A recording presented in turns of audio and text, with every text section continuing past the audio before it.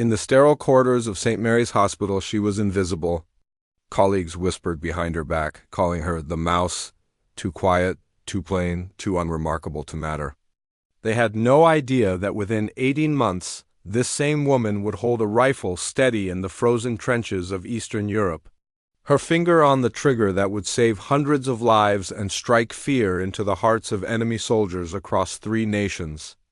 What they didn't know was that Elena Kozlov carried secrets darker than the hospital's basement morgue.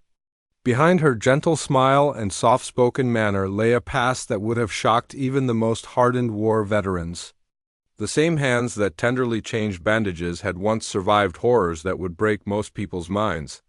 And when war came knocking at her door again, those who had mocked her quiet nature would discover that sometimes the most dangerous weapons come in the most unexpected packages. This is the true story of how a ridiculed nurse became one of history's most feared snipers, proving that courage doesn't always announce itself with fanfare. Sometimes it whispers before it roars. Elena Kozlov moved through the hospital corridors like a shadow, her white uniform crisp and spotless, her footsteps barely making a sound on the polished linoleum floors. At 28, she had been working at St. Mary's Hospital in Prague for 3 years, yet most of her colleagues still struggled to remember her name. To them, she was simply the quiet one or that nurse from the night shift, a forgettable figure, who did her job competently but never stood out in any meaningful way. The morning report meeting was no different. Elena sat in the back corner of the break room, her hands folded neatly in her lap as the head nurse. Margaret Fisher rattled off the day's assignments. Around her, other nurses chatted quietly about weekend plans, upcoming dates, and hospital gossip. Elena listened but never participated, her dark eyes observing everything while revealing nothing about her own thoughts. "And Elena," Margaret's voice cut through the chatter, "you'll be covering the orthopedic ward again today. Mr. Henderson in room 12 needs his dressing changed, and the new patient in room 15 requires monitoring every 2 hours. Elena nodded silently, making mental notes. Margaret's tone suggested this was routine work, nothing challenging or important. The implication was clear: Elena got the simple cases, because no one trusted her with anything more complex. As the meeting dispersed, Elena overheard the familiar whispers that followed her like a persistent shadow. "I don't understand how she even passed nursing school," muttered Sandra, a blonde nurse who had started the same week as Elena but had already been promoted twice. "She never speaks up, never shows any initiative. It's like she's afraid of her own shadow." "Maybe she is," laughed Marcus, one of the younger male nurses. "I tried to ask her out for coffee last month and she practically ran away." "There's something seriously wrong with that girl. She's like a ghost walking among the living." Elena's steps didn't falter as she walked past them toward the supply closet, but her jaw tightened almost imperceptibly. If only they knew, she thought. If only they understood that her silence wasn't born from fear or incompetence, but from necessity. Some secrets were too dangerous to share, even accidentally. The truth was that Elena Kozlov wasn't even her real name. Born Yelena Volkov in a small village outside Stalingrad, she had learned the value of invisibility long before she ever set foot in a hospital. Her father had been a hunter, one of the best marksmen in their region, and he had taught her to shoot before she could properly read. "A steady hand and a quiet mind," he used to say. "These are the gifts that keep you alive when the world goes mad." The world had gone mad when she was 16. The German army had swept through their village like a plague of locusts, destroying everything in their path. Elena had watched from the forest where her father had hidden her, had seen the flames consume their modest home, had witnessed horrors that no teenage girl should ever have to see. When the smoke cleared 3 days later, everyone she had ever loved was dead. What followed were 2 years that she never spoke about. 2 years of moving through occupied territory like a ghost, using skills her father had taught her for hunting deer to hunt something far more dangerous. The Red Army had eventually found her and trained her properly, recognizing in the quiet girl with steady hands a weapon more precise than any artillery shell. By the time she was 19, Yelena Volkov had 47 confirmed kills and a reputation that made grown men check shadows. When they heard her name whispered in the trenches, but that life had ended when the war did. The young woman who emerged from the ashes of conflict wanted nothing more than to heal instead of harm, to save lives instead of taking them. She had made her way west, adopted a new identity, and enrolled in nursing school with forged documents that showed Elena Kozlov, orphan daughter of Czech immigrants. A girl with no past and no secrets worth mentioning.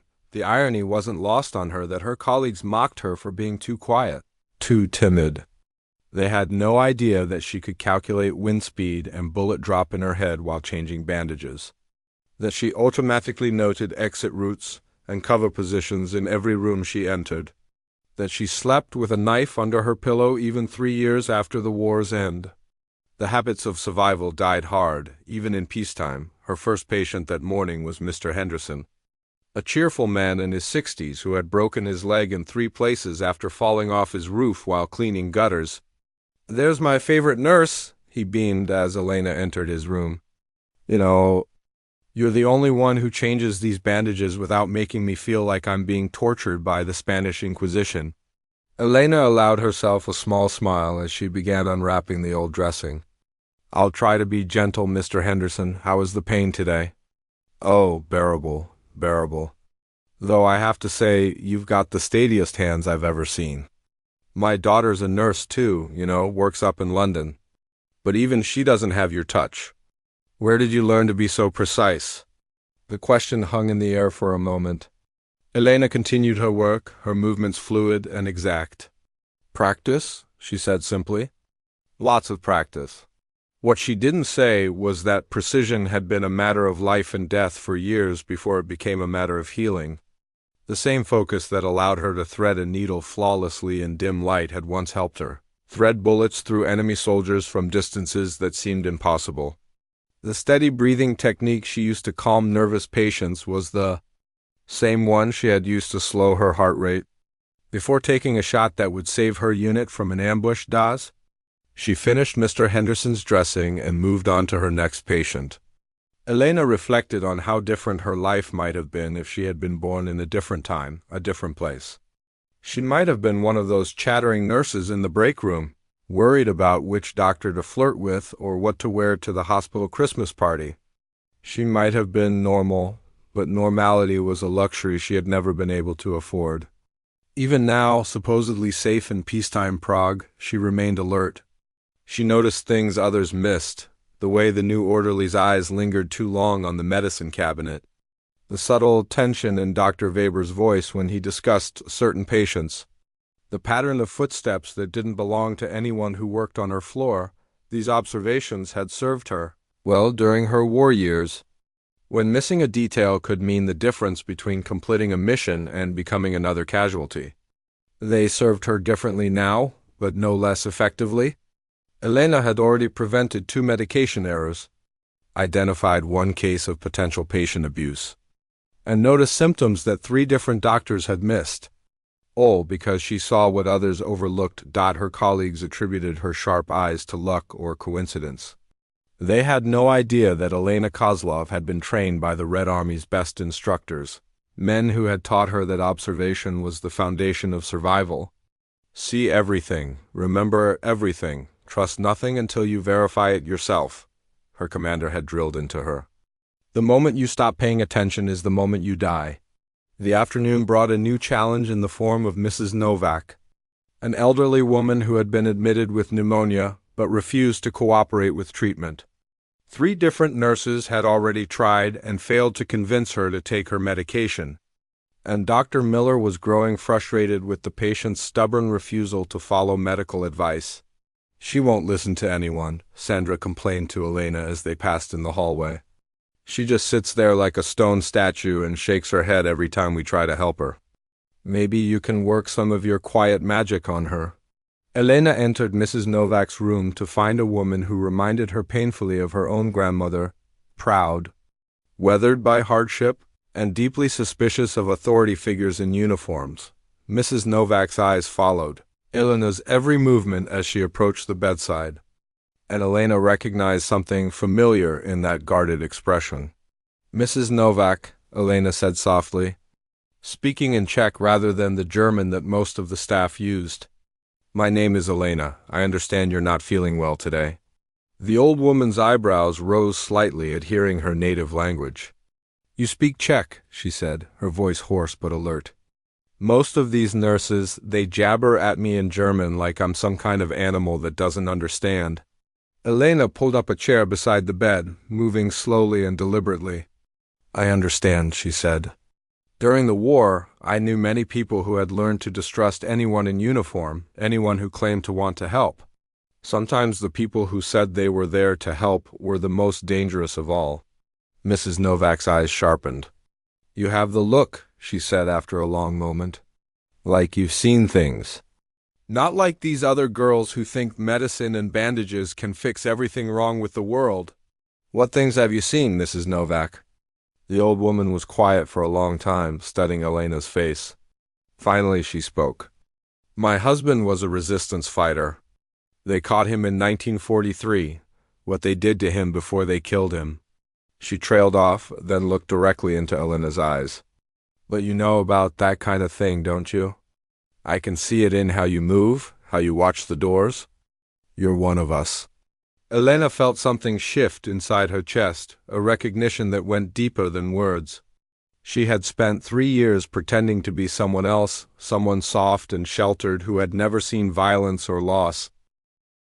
The change in Elena was subtle at first, like the barely perceptible shift in air pressure before a storm arrives. She began arriving at staff meetings a few minutes early, choosing seats in the middle of the room rather than hiding in the back corner. When Dr. Peterson asked for suggestions about improving patient care protocols, Elena's hand rose slowly but steadily. "I've noticed that patients from rural areas often respond better when we explain procedures in their regional dialects," she said, her voice quiet but clear. "Many of them speak German as a second language, and medical terminology can be frightening when you're already scared and in pain." The room fell silent. Sandra's eyebrows shot up in surprise. She had never heard Elena speak more than 10 words at once during a meeting. Dr. Peterson nodded thoughtfully, making notes on his clipboard. "That's an excellent observation. Elena, do you have experience with different Czech dialects?" "Some," Elena replied, careful not to reveal too much. "I grew up in a border region where several dialects mix together. I could help train other staff members if you think it would be useful." Margaret Fisher looked genuinely stunned. "I had no idea you spoke multiple dialects, Elena. Why haven't you mentioned this before?" Elena met her supervisor's eyes steadily. "No one ever asked." The simple statement hung in the air like an accusation, and several nurses shifted uncomfortably in their seats. It was true. In 3 years, none of them had bothered to learn much about Elena beyond her basic job performance. They had dismissed her as unremarkable without ever discovering what remarkable things she might be capable of. After the meeting, Marcus approached her with something that might have been respect in his expression. "That was a good idea about the dialects," he admitted. "I've had trouble communicating with some of the older patients from the countryside. Maybe you could give me some pointers." Elena studied his face, looking for signs of mockery or hidden agenda, but found only genuine interest. "Of course," she agreed. "Patient communication is important." What she didn't tell Marcus was that her ability to shift between dialects came from years of moving through occupied territory, where speaking the wrong variation of Czech could mark you as an outsider and get you killed. She had learned to listen for the subtle differences in pronunciation and vocabulary that revealed where someone was from, what they believed, and whether they could be trusted. The skills of survival translated surprisingly well to nursing. Elena found that her ability to read micro-expressions and body language made her exceptionally good at assessing patients who couldn't or wouldn't communicate their symptoms clearly. Her training in staying calm under pressure served her well during medical emergencies. Her experience in making life-or-death decisions quickly and quietly proved invaluable when dealing with critical situations. Over the next few weeks, Elena began to build a reputation for being the nurse who could handle difficult cases. Dr. Mueller specifically requested her assistance with a patient who had been unresponsive since a traumatic brain injury. Previous nurses had followed standard protocols without success, but Elena noticed something others had missed. "He keeps moving his left hand in a specific pattern," she told Dr. Mueller during rounds. "It's not random movement. He's trying to spell something in what looks like military semaphore." Dr. Mueller examined the patient more closely. "Good catch, Elena. His medical history shows he served in the Signals Corps during the war. He might be trying to communicate using hand signals he learned in the Army." Elena worked with the patient for hours, slowly deciphering his hand movements and teaching him modified signals he could use to express basic needs. When he successfully communicated that he was experiencing pain in his lower back, something that hadn't shown up on any tests, the entire medical team was amazed. "How did you know to look for military signals?" Dr. Mueller asked later, genuine curiosity in his voice. Elena had prepared for this question. "My father served in the Signals Corps as well," she said, which was technically true, though she omitted the fact that her father had served in the Imperial Russian Army 30 years earlier. "He used to practice those hand signals at home. I picked up some of the basics." It was a reasonable explanation that satisfied Dr. Mueller's curiosity without raising additional questions. Elena was becoming skilled at threading the needle between truth and deception, revealing just enough of herself to explain her capabilities without exposing her dangerous past. Her success with difficult cases began to attract attention from other departments. Dr. Krychek, from the psychiatric ward, asked if she could help with a patient who had been completely unresponsive since admission. The man, a veteran named Pavel Dvorak, hadn't spoken a word to anyone in 6 weeks. Elena entered Pavel's room to find a man sitting motionless by the window, staring out at the courtyard with empty eyes. She recognized the look immediately. It was the same expression she had seen in the mirror during the darkest months after the war ended. Pavel wasn't unresponsive. He was unreachable, lost somewhere inside his own memories of horrors too terrible to share. "Pavel," she said softly, sitting in the chair across from him. "My name is Elena. I'm not here to ask you questions or make you talk. I just wanted to sit with you for a while."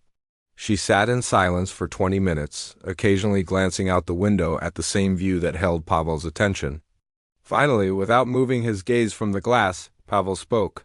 "They think I can't hear them," he said, his voice hoarse from disuse. "But I hear everything. They whisper about shell shock and battle fatigue like they understand what it means to watch your friends die." "No," Elena agreed quietly. "They don't understand. Most people are lucky enough not to understand." Pavel turned to look at her for the first time, his eyes sharp and intelligent despite their haunted quality. "But you do," he said. It wasn't a question. Elena met his gaze without flinching. "Some things can't be forgotten, only learned to live with." "The nightmares?"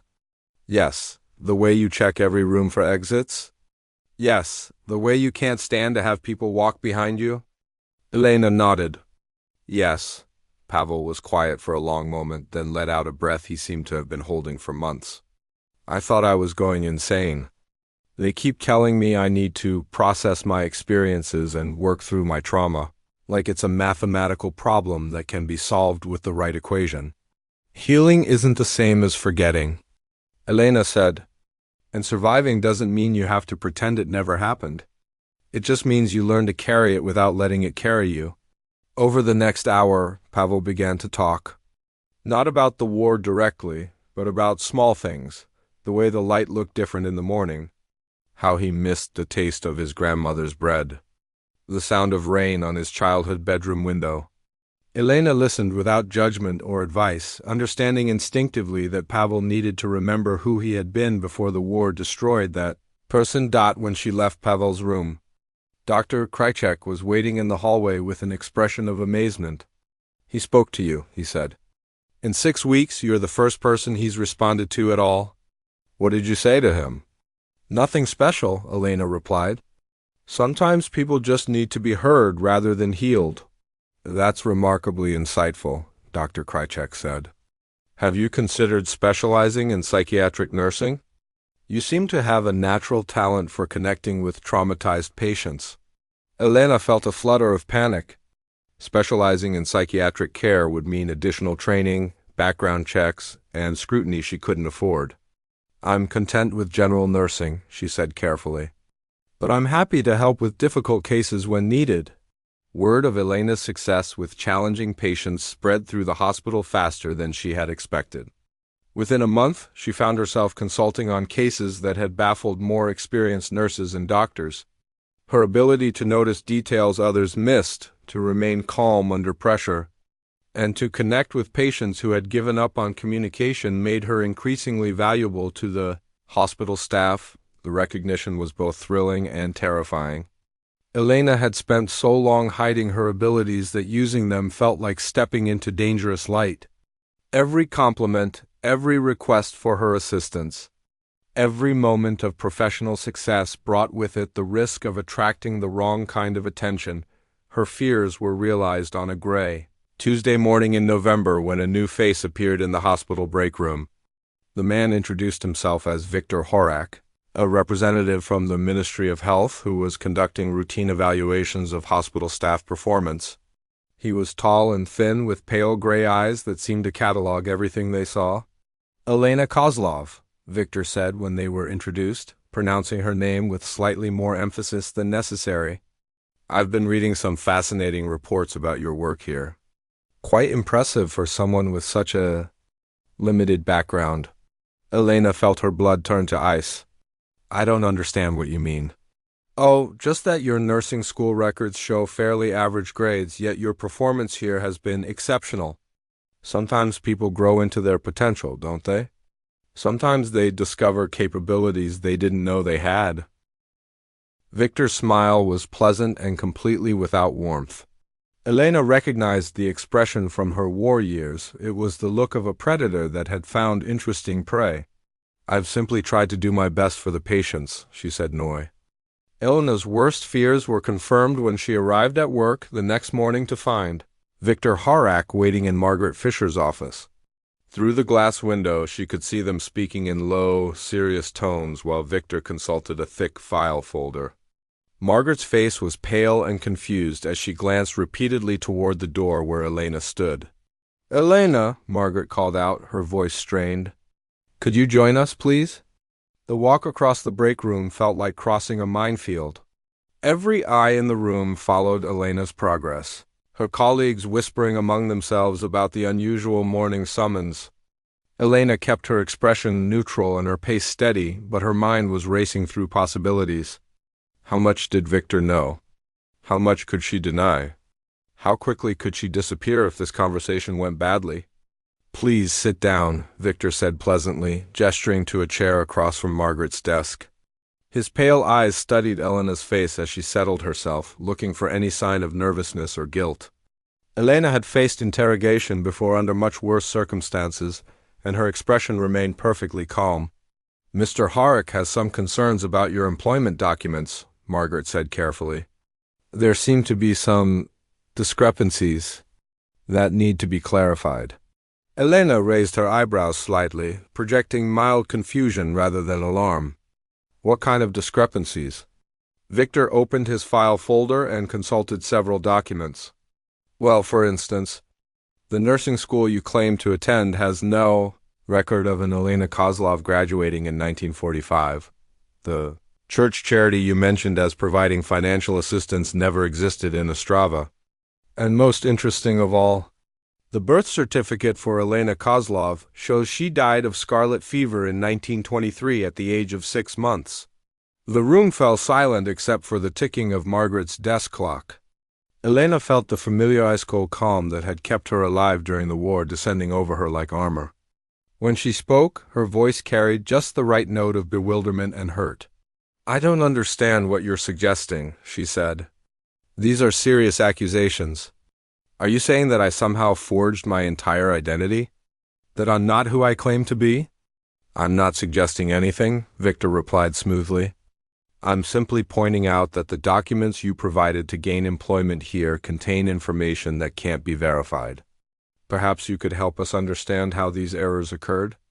Elena was quiet for a moment, as if processing the enormity of what she was being accused of. When she spoke again, there was a tremor in her voice that sounded entirely genuine. During the war, many records were destroyed. Entire buildings were bombed, archives were lost. Maybe the school records were among them. As for the birth certificate, perhaps there was another Elena Kozlov who died as a baby. It's not an uncommon name. Margaret leaned forward, her expression sympathetic. Elena, if there are problems with your documentation, we can work together to sort them out. But we need to understand what's really happening here. Victor's smile became predatory. Actually, Miss Fisher, I'm afraid this is beyond the hospital's authority now. Based on my investigation, I have strong reason to believe that Elena Kozlov is not this woman's real name, and that she may be in the country illegally. I'll need to escort her to the Ministry of Interior for further questioning. Elena felt the walls closing in around her carefully constructed life. In a few hours, she would be in a government interrogation room with officials, who had the resources to dig deep enough to uncover her real identity. Once they connected her to Yelena Volkov, her peaceful existence would be over forever. She would either spend the rest of her life in prison or be handed over to various governments that still wanted to question surviving Soviet operatives, but Elena had survived worse situations than this. As Victor and Margaret continued talking, she began calculating angles, distances, and escape routes. The office had one door and one window that opened onto a courtyard 3 floors down. Victor was armed. She could see the outline of a pistol under his jacket, but he was sitting relaxed and unprepared for violence. Margaret was innocent and needed to be protected from whatever happened next. I understand your concerns, Elena said quietly, interrupting Victor's explanation of detention procedures. But I think there's been a mistake. If you'll allow me to gather my personal belongings from my locker, I'll cooperate fully with your investigation. Victor considered this for a moment, then nodded. Very well, but I'll need to escort you. And you'll need to be careful not to touch anything that could be considered evidence. Elena stood slowly, her movements careful and unthreatening. Of course. I just want to collect my coat and purse. This is all very confusing. As they left Margaret's office, Elena could feel the stares of her colleagues following them down the hallway. Sandra's mouth was hanging open in shock, while Marcus looked like he couldn't decide whether to be concerned or fascinated by the drama unfolding in front of him. None of them had any idea that they were watching Elena Kozlov's final moments of existence. The staff locker room was empty during the morning shift change, which was exactly what Elena had been hoping for. Victor positioned himself near the door while she approached her assigned locker, maintaining what he probably thought was a safe distance. He had no way of knowing that Elena could kill him from twice that distance with any of a dozen improvised weapons. Just my coat and purse, Elena said again, opening the metal locker with steady hands. Inside hung her nurse's cape, a small mirror, and several personal items that belonged to the woman she had pretended to be. Hidden behind her spare uniform was something that belonged to someone else entirely. Elena's war kit was small enough to fit in a cigarette case, but contained everything she might need to disappear completely. False identity papers for 3 different countries, enough cash to survive for several months, and a small but extremely effective poison that could simulate heart failure if dissolved in coffee or tea. She had hoped never to touch these items again, but hope and survival were different things entirely. Is there a problem? Victor asked, noticing that Elena had been motionless for several seconds. Just saying goodbye, Elena replied honestly. She was saying goodbye to Elena Kozlov, to 3 years of normal life, to the possibility of healing instead of harming. When she turned around again, she would be someone else entirely. To a locker? Elena closed the metal door and turned to face Victor with her purse clutched in her hands. To everything, she said softly. Something in her tone made Victor take a step backward, his hand moving instinctively toward his concealed weapon. But it was already too late. The quiet nurse he had been hunting was gone, replaced by something infinitely more dangerous. Elena's movement was so fast that Victor barely saw it coming. One moment she was standing by her locker looking defeated and scared. The next moment she was behind him with her arm around his throat and his own gun pressed against his temple. The entire action took less than 2 seconds and made absolutely no sound. "Please don't struggle," Elena whispered in his ear, her voice perfectly calm. "I don't want to hurt you, but I will if you make me choose between your life and my freedom." Victor tried to speak, but Elena's arm was positioned precisely to cut off his air supply without crushing his windpipe. It was a technique designed to incapacitate quickly while leaving the victim alive and uninjured if applied correctly. "I'm going to give you two choices," Elena continued in the same quiet, reasonable tone. "You can forget you ever heard the name, Elena Kozlov, and file a report saying that your investigation found no evidence of document fraud. Or you can continue pursuing this matter and discover exactly why some identities are kept secret." She applied slightly more pressure to his throat, and Victor's vision began to blur around the edges. "I want you to nod if you understand me," Elena said. Victor managed a weak nod. "Good, now I'm not a criminal hiding from some petty crime. I'm not a spy working for a foreign government. I'm someone who served my country during a very dark time and was promised a chance to build a peaceful life in return. The people who created my new identity did so with the full knowledge and approval of authorities much more important than you."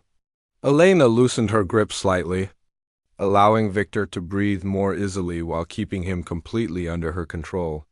"If you force me to prove who I really am, a lot of very powerful people are going to be very unhappy that their carefully arranged plans have been disrupted. Do you understand what I'm telling you?" Victor nodded again, more vigorously this time.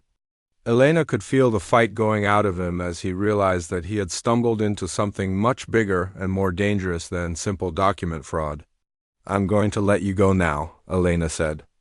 "You're going to walk out of this hospital and never come back. You're going to file a report clearing Elena Kozlov of any wrongdoing. And you're going to forget this conversation ever happened.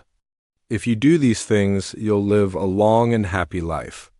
If you don't—" Elena let the sentence hang unfinished while she slowly released her hold on Victor's throat.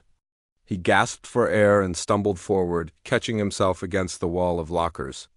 When he turned around to face her, Elena was standing calmly beside her locker as if nothing had happened, but Victor could see something deadly and ancient in her dark eyes. "Who are you?" he whispered, his V. The first signs of trouble came in early spring, but they were subtle enough that most people dismissed them as isolated incidents. A series of break-ins at government buildings, always during shift changes when security was lightest. Missing documents from the Interior Ministry that officials claimed were merely misplaced. Strangers asking questions in bars and cafes about people who had worked for various resistance groups during the war. Elena noticed because she had been trained to notice such things. But she told herself it was paranoia born from her encounter with Viktor Horek. Prague had been peaceful for 3 years since the war's end, and there was no reason to think that would change. The new Czech government was stable, the Soviet influence was waning, and most people were focused on rebuilding their lives rather than fighting old battles. Then came the morning when Elena arrived at the hospital to find Margaret Fisher in tears. "They took Dr. Krychek," Margaret whispered, her voice shaking, "in the middle of the night." His wife said men came to their apartment with official-looking documents and said he was needed for questioning about his wartime activities. Elena felt ice form in her stomach. What kind of questioning? Something about his work with psychiatric patients. They claimed he had been providing false documentation for people who wanted to hide their wartime records. His wife hasn't heard from him since yesterday morning. Dr. Krychek had been one of Elena's strongest allies at the hospital, the physician who had recognized her talent for working with traumatized patients. If someone was investigating his connections to people with questionable backgrounds, Elena's name would inevitably surface. Her careful cultivation of a professional reputation was about to become a liability rather than an asset. The news got worse throughout the day. 3 more doctors from different Prague hospitals had been arrested on similar charges. A social worker who had helped place war orphans in new homes had disappeared from her apartment, leaving behind signs of a struggle. 2 former resistance fighters who now worked as government clerks had been found dead in what police were calling a murder-suicide. But what everyone suspected was something far more sinister. By evening, the pattern was clear to anyone willing to see it. Someone was systematically targeting people who might have access to information about false identities, hidden backgrounds, and the kind of document irregularities that had allowed war refugees to build new lives. Someone was hunting for people like Elena. That night, Elena didn't go home. Instead, she used her key to enter the hospital after visiting hours and made her way to Pavel Dvorak's room. The traumatized veteran had been discharged 2 weeks earlier, but Elena needed to speak with him urgently. She found his address in his medical file and memorized it. Before destroying any record that she had accessed the information, Pavel lived in a modest apartment building in Prague's old quarter, the kind of place where neighbors minded their own business and asked few questions. When Elena knocked on his door at 10 o'clock that night, he answered quickly, as if he had been expecting trouble. "Elena," he said, his expression shifting from suspicion to relief. "What are you doing here?" "We need to talk," she said quietly. "May I come in?" Pavel's apartment was spartanly furnished but meticulously clean, with blackout curtains that blocked any view from the street. As soon as Elena entered, she understood that Pavel had been preparing for exactly this kind of situation. "You've heard about Dr. Krychek," he said. It wasn't a question, Elena nodded. "And the others?" "Someone is cleaning house, eliminating people who might know too much about wartime document irregularities." Pavel gestured for her to sit, then moved to the window to check the street below. "I've been watching. There are at least 3 surveillance teams operating in this neighborhood alone. They're not government, wrong vehicles, wrong procedures. This is something else." "Who?" "Best guess?" "Remnants of various intelligence networks that got left behind when the war ended. Could be former SS officers who escaped prosecution. Could be Soviet assets who went rogue. Could be Americans who think they're fighting the next war early. Doesn't matter much. They all want the same thing." Elena felt her carefully constructed world beginning to crumble around her. "Which is?" Pavel turned from the window, his expression grim. "To eliminate anyone who might be able to identify them or expose their own hidden identities." "The war never really ended, Elena. It just went underground for a while. Now it's surfacing again, and people like us are caught in the middle. People like us?" Pavel's smile was bitter. "Come on. I may have been lost in my own head for a while, but I'm not blind. You recognize the signs of combat trauma because you've experienced it yourself? You know things about military signals and tactics that no civilian nurse should know. And most importantly, you have the same look in your eyes that I see in my own mirror every morning." Elena was quiet for a long moment, weighing risks and possibilities. Finally, she decided that the situation was too dangerous for half-truths. "What look is that?" "The look of someone who's killed people and learned to live with it." The words hung in the air between them like a confession. Elena met Pavel's eyes and saw recognition, understanding, and something that might have been relief. Neither of them had to pretend anymore. "How many?" Pavel asked quietly. "Officially?" 47 confirmed. "Unofficially?" "I stopped counting after 60. Pavel nodded as if she had told him the weather forecast. "Sniper?" "Among other things, Soviet?" "Initially. Later it got more complicated."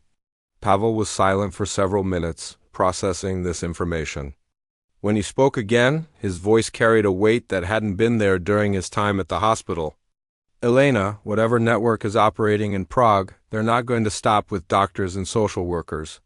They're going to work their way through every person who might pose a threat to their security. That includes anyone with unverified backgrounds, anyone with suspicious skills, anyone who doesn't fit the profile of an ordinary citizen." Elena knew he was right. The systematic nature of the recent disappearances suggested a well-organized operation with access to detailed intelligence about Prague's population. Someone had spent months or even years compiling lists of potential targets, cross-referencing wartime records with current identities, identifying people who might be more than they appeared. "What do you suggest?" Pavel moved to a closet and began pulling out items that definitely didn't belong to a discharged psychiatric patient. Military field gear, communication equipment, and weapons that were far too sophisticated for civilian ownership. I suggest we stop pretending to be victims and start acting like the soldiers we actually are. Pavel, we can't fight an entire intelligence network. We don't even know how big it is or who's running it. Maybe not, Pavel agreed, checking the action on a rifle that looked like it had seen recent use. But we can make it very expensive for them to continue targeting innocent people. And we can start by saving the ones who are still alive. Elena thought about Dr. Krychek, about the social worker who had helped war orphans, about all the other people whose only crime had been helping refugees build new lives. Then she thought about her own carefully constructed identity, about Elena Kozlov and the peaceful life she had tried so hard to build. This will destroy everything, she said finally. If we do this, if we start fighting back, there's no going back to normal lives. Elena Kozlov can't be a sniper. She barely exists as it is. Pavel finished loading his rifle and turned to face her. Elena, normal was never really an option for people like us. We'd been living on borrowed time, hiding in plain sight, pretending that peace was permanent. But the war followed us home, just like we always knew it would. Elena closed her eyes and felt the last vestiges of her civilian identity slipping away. When she opened them again, something fundamental had shifted in her expression. Pavel recognized the change immediately and nodded approvingly. Where do we start? She asked. Pavel pulled out a map of Prague marked with locations and symbols. That meant nothing to a psychiatric patient but everything to a military operative. Dr. Krychek is being held at a warehouse in the industrial district. Based on surveillance patterns, they're using it as a staging area for interrogations before moving prisoners to more permanent locations. Elena studied the map, automatically calculating sight lines, approach routes, and defensive positions. How many hostiles? 8 to 12 guards, rotating shifts every 6 hours. Mix of small arms and light automatic weapons. They're professionals, but they're not expecting military resistance. Civilian casualties? The warehouse district is mostly empty at night. If we time it right, we can minimize collateral damage. Elena was quiet for a moment, running through tactical possibilities. It had been 3 years since she had planned an assault, but the skills were still sharp, honed by years of training and combat experience that couldn't be erased by peaceful intentions. We'll need more than just the two of us, she said finally. Do you know anyone else who might be willing to help? Pavel's expression became predatory. Elena, half the war refugees in Prague are former soldiers, resistance fighters, or intelligence operatives. Most of them have been lying low, trying to blend in, but they've all been watching the situation develop. The warehouse operation went flawlessly, almost too easily for Elena's comfort. Dr. Krychek was extracted alive but traumatized. The enemy guards were neutralized without civilian casualties, and the team vanished into Prague's labyrinthine old city before any reinforcements could arrive. But as Elena cleaned her rifle in Pavel's apartment while the sun rose over the city, she knew this was just the beginning. They'll escalate, she told the assembled team members who had gathered for debriefing. We've proven they can be hurt, which means they can't afford to let us continue operating. Expect retaliation within 72 hours? Marie nodded grimly. Dr. Krychek gave us names before he went into shock. This isn't just about hunting war refugees. They're planning something larger, something that requires eliminating anyone who might be able to identify their operatives. Elena felt pieces of a larger puzzle clicking together. What kind of something larger? Government infiltration at the highest levels. They've been placing assets in key positions throughout the Czech administration, the police, even the military. Anyone with the skills to spot irregularities in documentation or behavior patterns had to be eliminated before the final phase. Pavel leaned forward, his expression intense. Which is? A coup, Marie said quietly. They want to destabilize the current government and install a regime that will be more cooperative with their objectives. Krychek thinks they're planning to trigger it within the month. Elena absorbed this information while mentally revising every assumption she had made about their situation. This wasn't about hunting isolated war refugees. It was about using those hunts to clear the field for a larger operation. She and her team hadn't just rescued Dr. Krychek. They had stumbled into the middle of a conspiracy that could reshape Central Europe. "We're out of our depth," said the demolitions expert, a man they called Tomas. "This is intelligence work? Political maneuvering? We're soldiers, not spies." "No," Elena said firmly. "We're citizens protecting our home. The skills are transferable." Over the next week, Elena's assessment proved prophetic. The enemy responded to Dr. Krychek's rescue with escalating violence. 2 more hospitals were raided by men claiming to be police, but carrying equipment that no Czech officer would possess. A safe house for war orphans was burned to the ground with clear signs of accelerant use. 3 more former resistance fighters disappeared from their homes, leaving behind evidence of professional abduction, but the enemy had underestimated what they were facing. Elena's team had grown from 6 to 15, then to 30. Word spread through Prague's underground networks that someone was finally fighting back effectively. Veterans who had been living quiet civilian lives began reaching out through intermediaries, offering skills and resources that transformed Elena's ragtag group into something approaching a proper military unit. Elena found herself commanding a force that included demolitions experts, communication specialists, former intelligence operatives, and even a few active-duty Czech soldiers who were disgusted by evidence of infiltration in their own ranks. They called her commander, though she had never held formal rank, and deferred to her tactical judgment even when it meant taking significant risks. The transformation from quiet nurse to military leader was disorienting. But Elena discovered that the skills were remarkably similar. Both roles required seeing patterns others missed, making life-or-death decisions under pressure, and inspiring confidence in people who were scared and uncertain. The main difference was that, instead of healing individual patients, she was trying to heal an entire city. Their first major engagement came when Elena's intelligence network, a mix of hospital staff, civil servants, and shop owners who had learned to notice unusual behavior, identified a planned raid on Prague's central archive building. The enemy intended to destroy records that might expose their infiltration network, while simultaneously eliminating the archivists who could identify which documents were missing. Elena's counter-operation was a masterpiece of urban warfare.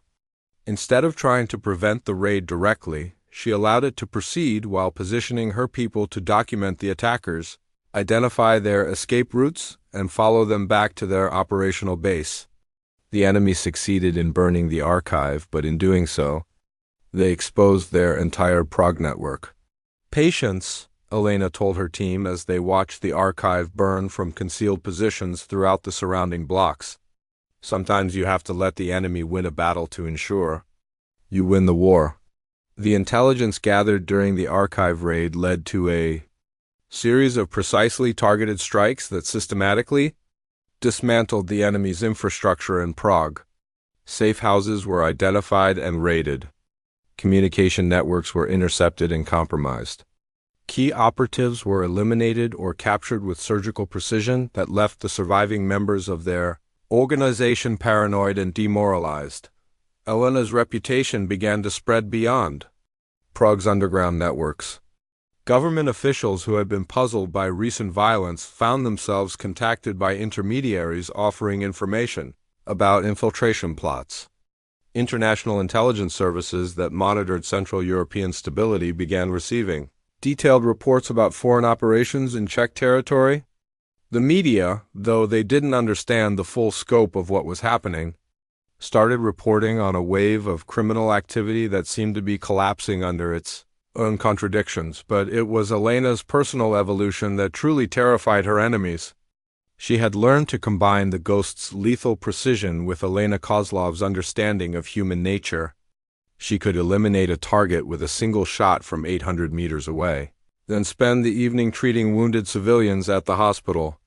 She planned military operations with the same methodical care she had once used to develop patient treatment protocols.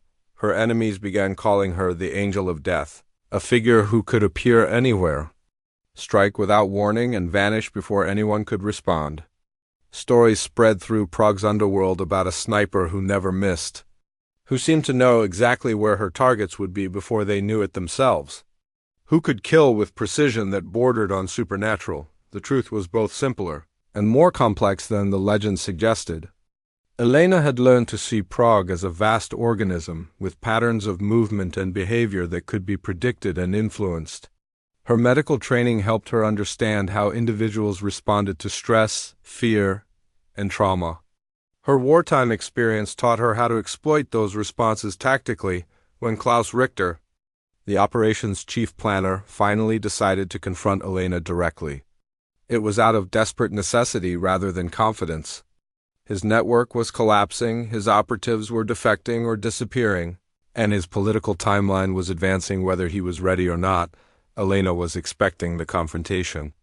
Her intelligence network had identified Richter as the central figure days earlier, and she had been carefully studying his psychology and tactics.